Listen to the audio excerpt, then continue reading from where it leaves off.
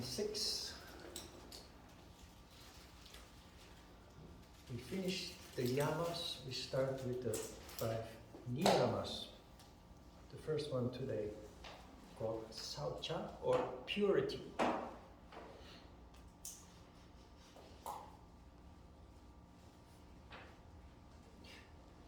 Yamas and niyamas form the moral foundation of yoga, not to become morally superior, but in order to bring more peace into our lives, to reduce conflict. Not only conflict with the outside world, but also very much internal conflict. The yamas are refusals. You refuse to act in certain ways. You refuse to go along with certain behavior. Especially when surrounded by that kind of behavior, it's very easy to go along with that without being fully aware of you going along with that. Niyamas are more proactive. They are more offensive in nature. Yamas defensive, you refuse. The niyamas are more proactive. You have to live up to them. You have to implement these principles into your life. Shaucha is the principle of purity, the practice of purity. Now, in many yoga programs, if discussed at all, the yamas and the niyamas, Shaucha is often discussed, explained as physical hygiene. Take a shower before you start your yoga practice. The subject is often very short, and it really doesn't touch upon much more important issues. Physical hygiene, of course, is important. But like with the subject of non-violence, which often is explained as don't kill your neighbor, it's very obvious that physical hygiene is important. What is of much more interest are the more subtle aspects and the more mental and psychological aspects of purity. Because like with the yamas, we often engage in impure behavior out of ignorance, because it is subconscious. And it happens almost all the time out of love of ease. Because it's just the fastest way to deal with a certain situation. And subconsciously or out of ignorance, we fail to see the repercussions as a result of those shortcuts.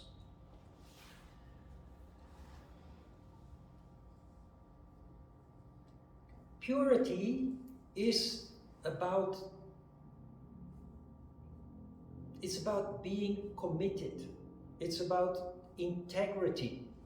It's about the proper English word probably is being consistent, about being consistent. If you say something, then do it. If you promise something, then live up to it. Also, and especially when it becomes a bit challenging. You see at the bottom a footnote from the editor, because I use the very often heard word being consequent. That is a word that we use a lot in the Netherlands.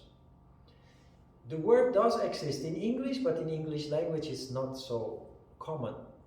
The more common word is being consistent. That is very similar or almost the same as the Dutch use of the word to be consequent. Purity is to be consequent. If you say something, then live up to it. It's about, look, we now have this situation in the Ukraine. And if you see, you see a wonderful example of practice of purity, of consistency.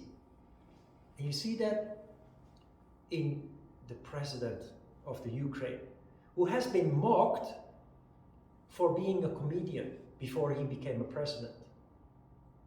He played president in a soap series before he became president. And people did not believe that he had the qualities to govern his country. And he proved them all wrong. I dare say that there are not many presidents in the world currently who have the courage that he has.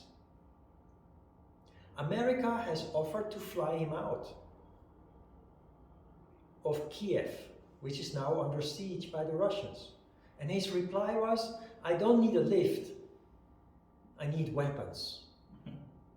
He's going to stay put. And he will even sacrifice his life. That is courage. That is a quality of the crown chakra. And he keeps his back straight. Compare that with what happened in Afghanistan. If you follow the news a little bit, you saw totally the opposite there. The moment that the Taliban were given free rein, a 300,000 man army and police force just went up in smoke. They took off their uniforms, threw down their weapons, and disappeared, including the president, who quickly fled to Dubai. Totally different picture you see here. Oh, not only the president, but also the population, who stands up to the world's second most powerful army. And they're doing so far a pretty good job. And I suspect that part of the population's courage comes from a president who makes selfies several times a day, selfie videos several times a day, where he speaks to the people and encourages them to fight, to take up weapons, and to stay loyal to themselves, to their freedom, to their chosen path of democracy. That is purity. That is Shaucha in practice.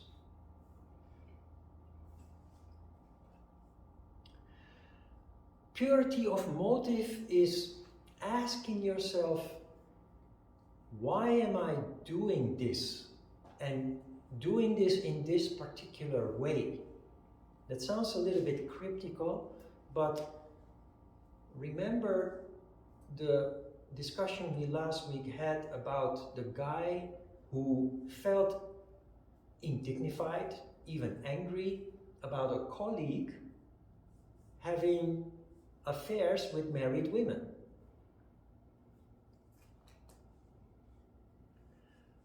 It is natural that you feel something about it, but then the impulse to actually start ringing the bell, the alarm bells with the families involved, there you have to be very careful and ask yourself, why am I going to do this? Why do I feel like doing this? And then you have to just be bluntly honest with yourself. And if you come to the conclusion in the end that it is because of ego, because of envy, then you are not being pure. The insight and then deciding not to act upon it, that is purity.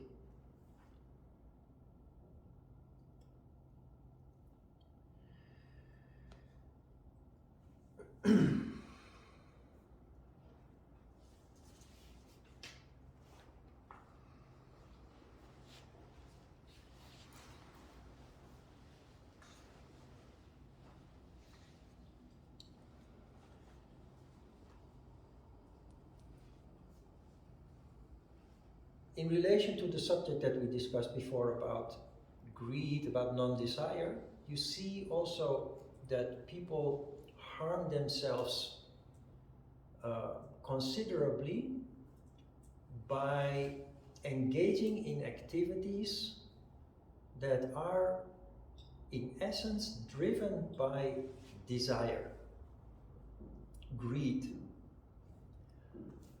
And I'm talking about the society that we live in is based on material wealth. We live in a material world that becomes more and more material even with every generation. Now the problem is that since we are born, we are being conditioned to think and function in a material way. And this has several consequences. One consequence is that we lose touch with ourselves, with what we truly, really want beyond material possession. What our dreams are in life, what our wishes are for our lives, our idealism. Another consequence is that desire and fear rule our lives. So we engage in activities, I'm basically talking about work, to earn money in order to satisfy those needs. And the result of that is that we live in a world full of people who go through the motions every day. I have done that too, and I think you recognize this. Going through the motions every day, thinking, believing that that is important.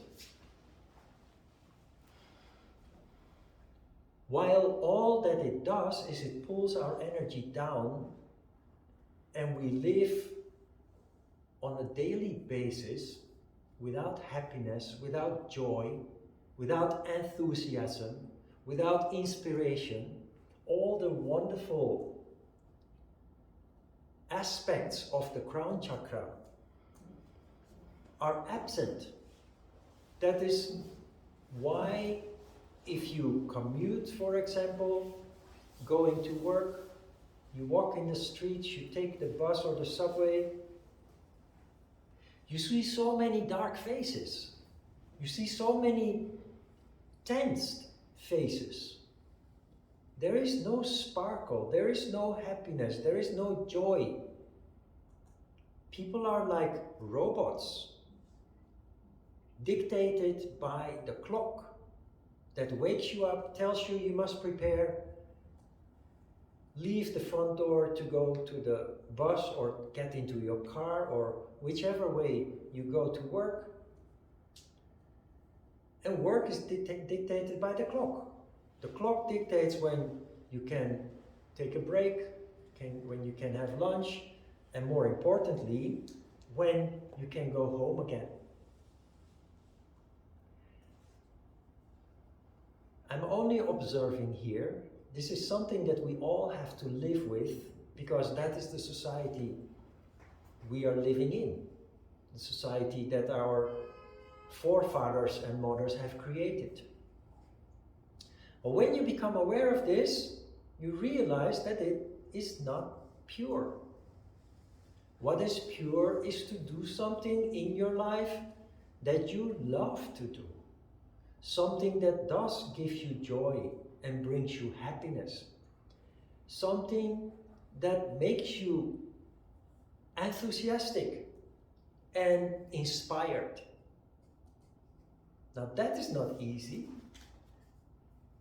because we have been trained, educated and conditioned to faithfully do not what our parents want, but what the government wants us to do. The government wants the masses of the people to walk in line and do their duties so that society is stable, secure, and most of all, very wealthy.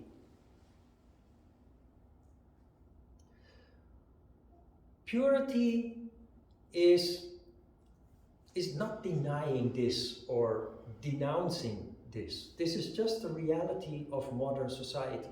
But purity here is to connect with your heart's content, to connect with those things in life like a little child that make you happy, that give sparkles to your eyes, that make you enthusiastic. And then the hard work starts. Because you cannot just quit your job.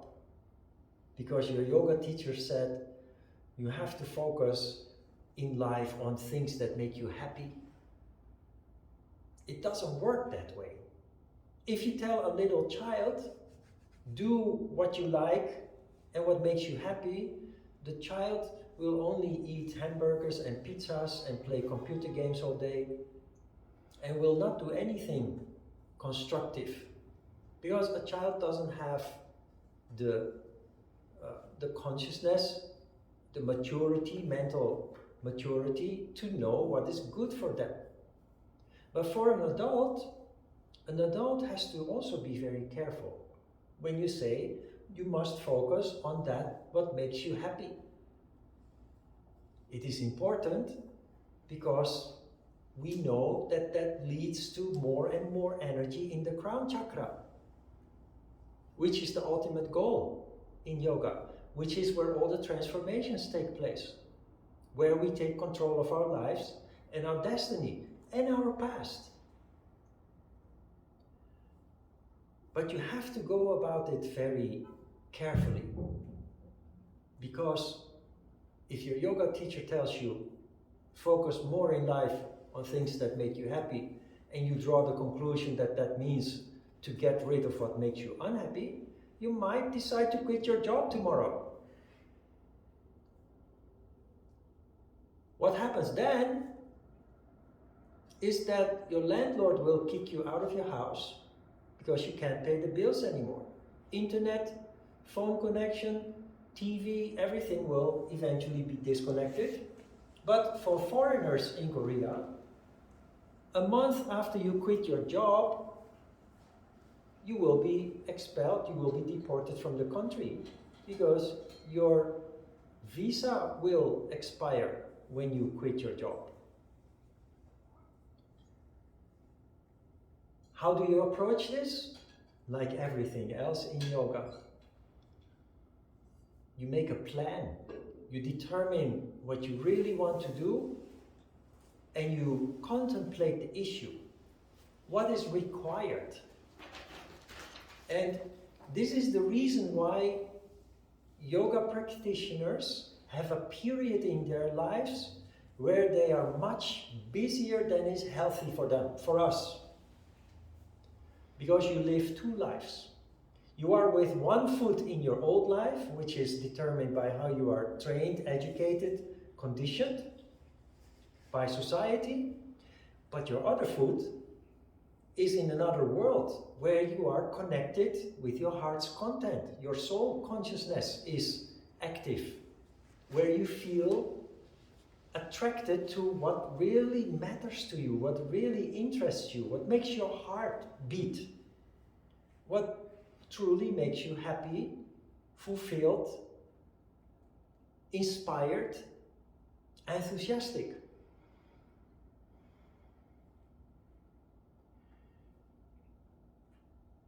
You need to maybe re-educate yourself to start going in another direction, and a direction that more resounds with your heart's content. You cannot just get rid of your old life like that. It's a process that takes many, many years.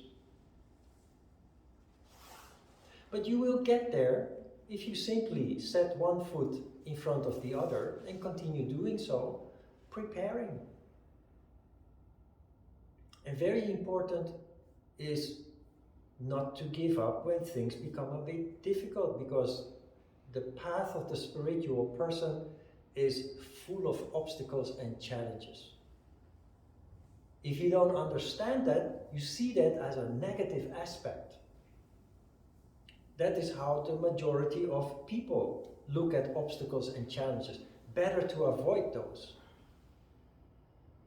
But for the spiritual person, it is the challenges and obstacles that you come across that mature you, that make you grow, that give you deeper insight, make you wiser.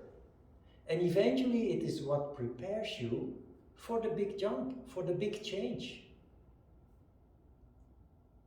Purity means to remain true to your heart's content.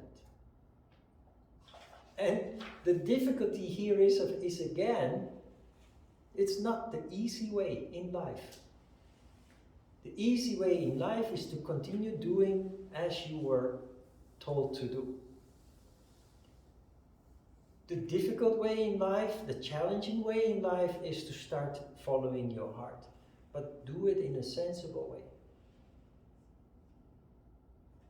That is purity, following your heart. Purity also means to be committed. If you proclaim something, then stick to it. And I mentioned the example of Zelensky, President Zelensky of Ukraine. There is courage there, incredible courage. There is no doubt in his mind he's going to stay there, even if it means that he gets killed. History is full of stories of heroism. People not with big muscles or big guns or swords or spears, but generally it is quiet people that when it comes to it, stand up and keep their spine straight. Even under torture, they will not give in. Even when facing death, they will not give in. Sounds strange. You may think that is stupid to give up your life, but that is purity.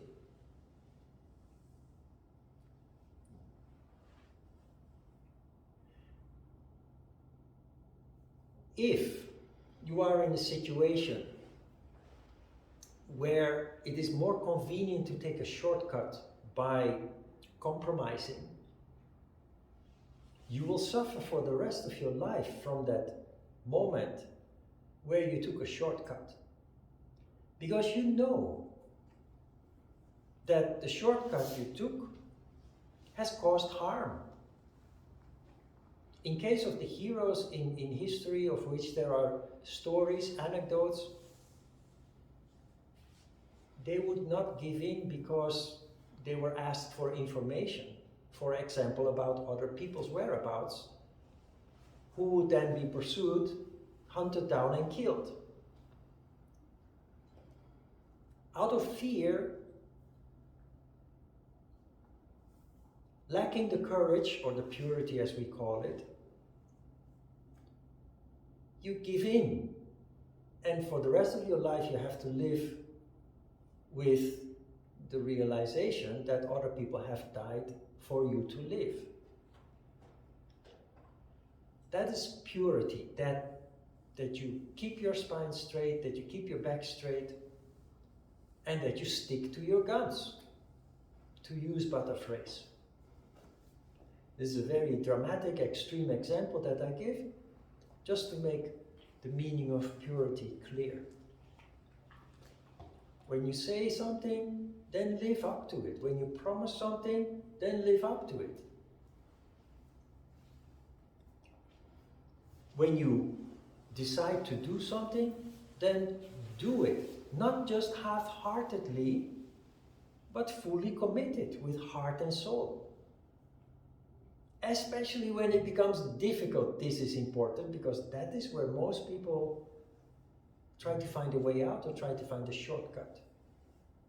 And it leads to regret, guilt, and what have you.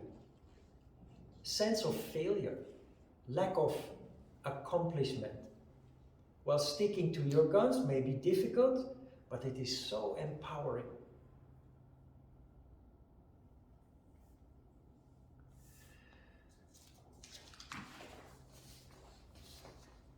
Purity is also the way that you communicate with people. I have been in situations, I joke a lot. When your energy is on higher levels, you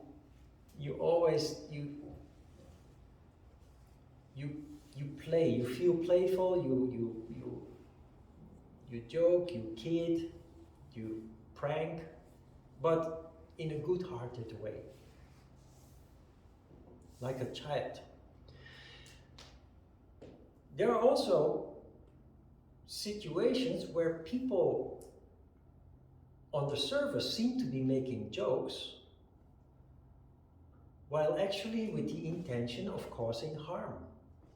By apparently making a joke, but then being very cynical, or hidden criticism about your appearance or about your work, or so those kind of jokes are of course very impure.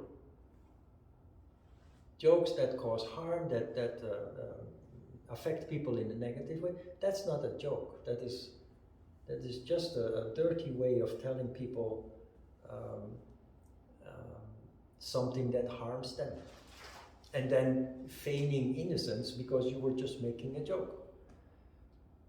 That is very impure.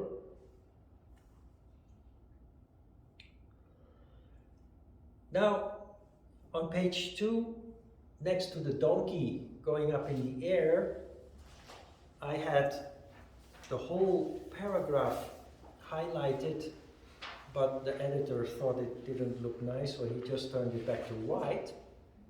But it's a very important paragraph because it is about how you deal with yourself and with your past experiences. And you will see there that you must let go of anger, malice, regret, guilty conscience, and all other negative emotions.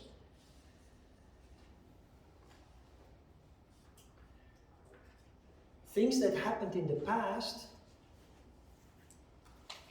first of all, it is the past. If you keep holding on to those emotions, in a situation here in the present where that event does not exist anymore, already for a long time, you still live in that energy. You still live in that sentiment. You're basically poisoning yourself from within, holding on to these sentiments. Now, from a yoga point of view, we actually see the past always as a positive, no matter how traumatic or painful it was. Why? Because the moment that we start seeing things from a rational perspective, we start to learn from those experiences. As long as we hold on to the emotion, it's just hurting us, it's just harming us. And worse, it's holding us back from moving forward, from developing, from manifesting our potential. Guilt is an emotion that we have over things that we did in the past, that we later realize was wrong. So it is a valid sentiment. It is good to realize that we did something wrong. What is not good is that we suffer the rest of our lives from that guilt.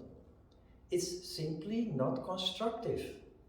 It distracts, it disturbs, and it holds us back from evolving. Because energy that you spend on mesmerizing, remembering the past cannot be used towards manifesting the future. How do you deal with guilt? First and foremost, go back to rule number 1 in lesson 1. You must become your own best friend first. Guilt tells you that you did something wrong, but you also learn in yoga that we do things wrong out of ignorance. That you later become aware of it, that is a good thing. You don't have to suffer from it for the rest of your life. Do something positive with it. Do something constructive with it. Try to avoid making that mistake again in the future. That is how you turn your guilt into something positive and constructive. Turn lemons into lemonade. Or lead into gold. Regret. No, let's stick with guilt, but then in reverse. The people that have wronged you in the past, maybe abusive parents, or neighborhood bullies that beat you up, or teachers that have treated you unfairly or in abusive ways, that is traumatic. There's no joke. And it really damages people for the rest of their lives. But to hold on to the grudge, to the anger, in the same way as with guilt, paralyzes us in our further development. And you deal with that in a similar way as you do with guilt. Not only you need to be forgiving to yourself because the things that you did wrong, you did out of ignorance. This extends to the people that have wronged us in the past as well. It's not easy, but if you can see it from this point of view, that the people that have done wrong to you, they were victims of abuse themselves. They were ignorant. There's always a reason why things happen. And if you can see that and rationalize that beyond the emotion, it just liberates you and allows you to move on and do something good with those experiences. The BBC and CNN regularly have interviews with people that really make a difference in this world.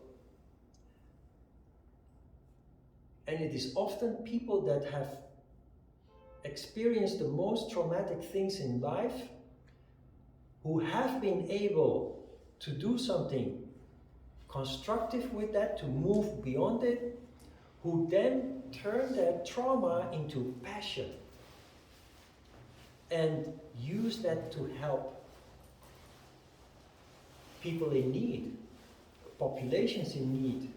They do what they can on their level, selfishly.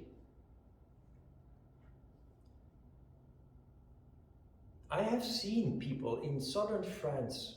I used to go there on a vacation with my brothers who were addicted to drugs and alcohol. I tried to get them to kick the habit by taking them during the summer to southern France. In the countryside, you have these little villages. Every village has a village square in the center, and there's always a coffee shop annex, bar annex, tobacco. It's all in one. It's where all the villagers come together. In the morning for a quick breakfast, a croissant with a coffee. and later in the day for lunch, and later in the day for a glass of wine, beer, and some entertainment, and of course a lot of chatting. And what really stood out to me in the various villages that we have visited is the older generation of people that have experienced the Second World War. And it was all that they could talk about. Not once, but every day again. And when we would return a year later, same people, same stories, again and again. And it's people, they are so stuck in the past that they literally haven't been able to move on. It's the people that are being employed by the government in very simple jobs like street cleaning or some menial jobs at the city hall or the village hall.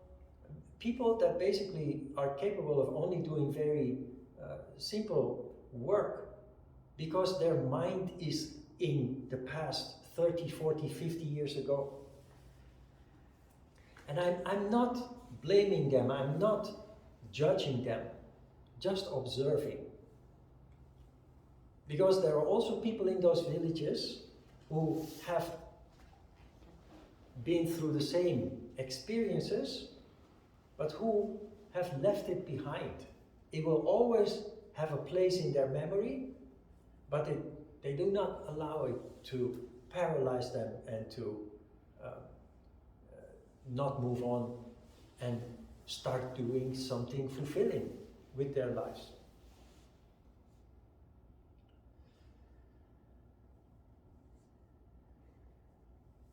So try to look at the past. Everybody has bad experiences to some extent. Some people very extremely traumatizing, some people less, but everybody has memories in the past that the moment that we think of it trigger an emotion, make us cringe or worse. And if you don't pay attention, there are many people out of ignorance who don't. It is something that just determines your life on a daily basis, 24 hours a day. Even though it's already long in the past, many years ago, it still determines your life today. And it often leads to a vicious cycle, a pattern. Like the pattern of the abuser, the abused becoming the abuser. Which is something I've never really, I do understand how it works, but for me, the things that I experienced in the past, I would not wish upon other people, and therefore I will just not let it happen. If you look at serial killers, for example, serial killers have one thing in common: they are severely traumatized in their childhood. And yet they start harming other people. That is something that I scratch my head and think, but if you've suffered so much, then how is it possible that you are even capable of making other people suffer in the same way or worse? But that is because we function subconsciously and out of ignorance. We have impulses that we can't control. This is where yoga comes in. Yoga is like a mirror. The reflection, the contemplation allows you to see yourself, but without the pinch, without the emotion, the strong emotion. You can now put your feelings, your emotions, and your experiences into a relative, in a basket of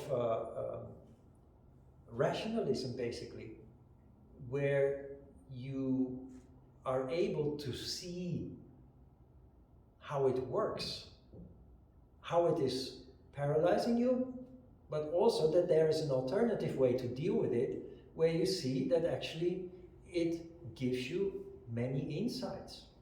It gives you insights in yourself, it gives you insights in human beings in general, it gives you insights into the people that have been in your life, or maybe still are in your life. It just gives you a handle on things. Impure is to just keep regurgitating the same sentiment again and again. And again, this is not a judgment, that is what human beings instinctively do. But it's something for us important to move beyond, because it leads to that disconnect with the heart's content or with soul consciousness, and it's just it leads us to waste our lives away. Something that happened long ago over a period of several months, or a one-time incredibly intense negative experience, traumatic experience, or something that happened over the span of a couple of years, that is 30, 40, 50 years later still determining people's lives if we don't pay attention. And that is why this is important, and why this is also an important aspect of the practice of purity.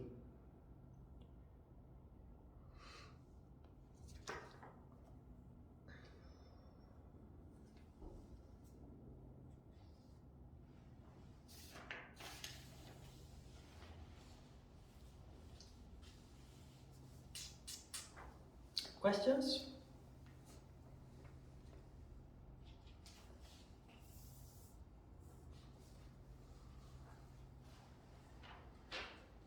There is a little mention of physical hygiene. Physical hygiene is obvious. Maybe you can see physical hygiene also as eating nutritious foods, pure foods. More important than physical hygiene in terms of washing and brushing your teeth, which is of course important, but you are what you eat. If you eat foods lacking nutrition, it affects your energy household. And for us as yoga practitioners, energy is our most precious asset.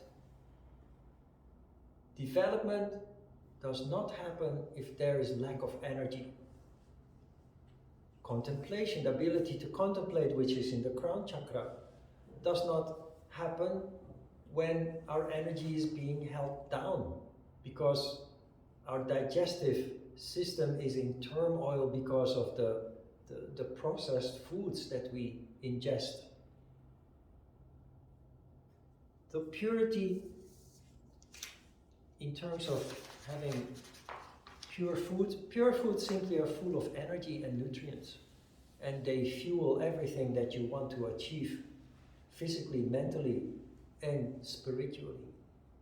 In combination with exercise, you have the ideal framework to thrive upon. Questions about Shaucha? Yes, Nate? There's a section in here that you talked about color, the meaning of color, and I know I've seen before, like, these kinds of things, like wear red and activate your lowest chakra, things like that. Yep. Is the color, here it says color stands for purity. Is color meant to be a physical reminder for yourself to think of acting pure? It can be. It can be. If you pay attention, I always wear white. It's less than in the past. In the past I had a white hoodie, and I had a white car, and I had a white phone, and I had a white dog even, by coincidence. I just rescued her. But yeah, white is color of purity. It's not one of the colors that we consider in the chakras though. And we will discuss the chakras including the colors also. We mentioned the color red, which is associated with Muladhara chakra. That's a very interesting aspect of the chakras. But white and black are technically not really colors. But white is the color of purity because it's the opposite of darkness, which is not darkness in terms of black or the night, but it's darkness of ignorance. While the light, that is the light of wisdom. That is why in some illustrations of spiritual people, there's a little flame above the head. You have these little Buddha statues, not the one with the belly, but the slender Buddha sitting in meditation with a little flame above the head. That is the flame of light. That is enlightenment. That is the light of inside wisdom. The color orange is mentioned there also. It's also not one of the chakras. This is the color the Hare Krishnas wear. I don't know if you see them these days. I've been in Korea for 25 years. But in the Netherlands, when I was younger, before I came to Korea, Hare Krishnas were a common sight, especially downtown, where many people go for entertainment and shopping. And they would walk around in those groups with their drums and their symbols and what have you, preaching Buddhism basically. The orange color that they're wearing is representing their pursuit of burning karma. Why is the representation important then for them? It's symbolism. Symbolism. Yeah, it's symbolism. More important than the symbolism is to put it in practice. Mm-hmm. You can wear an orange dress and then engage in behavior that leads to karma. We will talk more about karma for sure along the way, a lot. You will see. For most people, karma is something like, you do something bad, so something bad will come back to you. That is a very simplified way of expressing what karma is about. There are many aspects to karma that many people do not expect or suspect to be behind it. For example, just to give you a little taste of it, I was watching the news, looking at what is happening in Ukraine, and I said, this is karma from the Second World War. This is still fizzling out from the Second World War. It's all a process. And throughout the years, whenever there is some global event taking place, like you now have with this invasion, basically, of Russia into Ukraine. Some years ago, there was a very, very strong reaction on the social media when in 2016, unexpectedly, Trump won the elections. And the reaction on social media was very emotional and very desperate. People saw the world crumbling within their sight. And I also said at that time, this is all a process. It is a disaster that this happened, but it will lead to progress. It will lead to new insights. It will lead to more people becoming conscious. But it's a long-term process. These kind of events, because they are not bound by yamas and niyamas, they wreak havoc in very short time.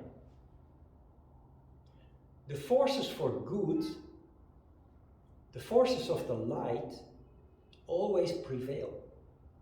But they are bound by the yamas and niyamas, so it takes a long time. It's a long-term process. It is the reason why Europe, America are not immediately grabbing weapons and start fighting what is happening now. That is the short-term approach that leads to new karma, that leads to new events. 20, 30, 50, 80 years down the road. They're very careful, very calibrated. Sometimes it is frustrating that people, why don't they take action now? But it is very encouraging to see how Europe, how the Western world, NATO, Europe, America are united after 4 years where disunity was created. European diplomats, European leaders saw what was happening and said, we are on our own, we have to create our own stability, we have to create our own military forces, we have to forget about America being a reliable partner. There was so much discord, so much conflict, and it's all coming back. All the unity, all more than before, it is coming back. And I'm impressed with the speed with which they have made decisions this time to implement sanctions. In the past, it looked like that they were stuck in the mud, that they didn't have a spine, that they didn't dare to take decisions. And this time, they're unified and they cut through the chase. Is that an expression? They cut through the crap, I wanted to say, but I usually try to avoid swear words. Anyway, they just pushed it through and they are very... Germany, who refused to provide weapons to Ukraine, defensive weapons to Ukraine out of ideology because of their past with the Second World War, they quickly, first of all, they sanctioned the gas pipeline coming from Russia, which is a very important project for Russia, and they did not want to commit to that before. Bang, the first day of the war, immediately they implemented that. And this morning I heard that Russia is providing Ukraine indirectly, albeit, but they're providing Ukraine now with 1,000 anti-tank rockets and 500 Stinger rockets with which they can target the helicopters and the airplanes overhead. So Germany also surprisingly decisive this time, while always trying to drag their feet. That is, you can put this all in the basket of purity, being committed. Good, let's have a short break.